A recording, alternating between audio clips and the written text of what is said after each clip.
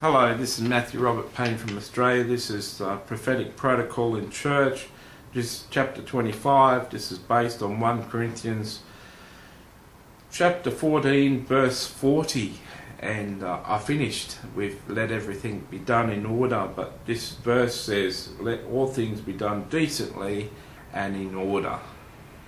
Well, what a wonderful way to finish things off.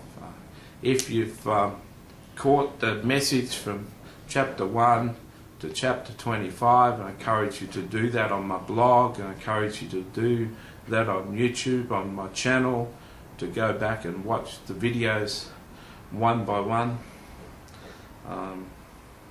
If you've done that, you'll know that I've presented this thing verse by verse, and the verse that I covered, I missed a few verses here and there. I think I gave you the reasons I missed the verses.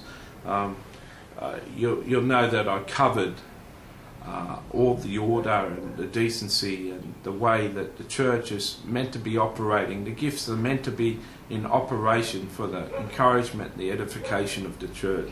This is Paul's whole message in this.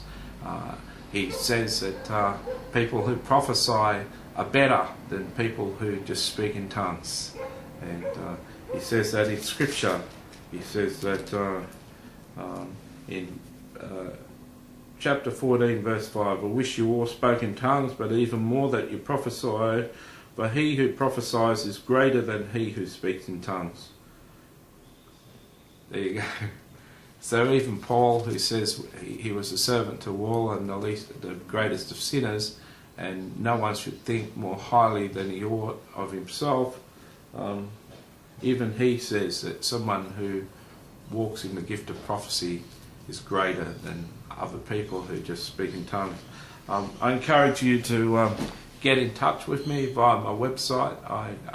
It's not an empty offer for me to pray for you to get the gifts of prophecy and for me to mentor you in the gifts and send you off in ministering to the world. I hope that you've been encouraged by this sermon series. I hope that you can watch all the sermons, and I hope that you can give me some feedback. See you later.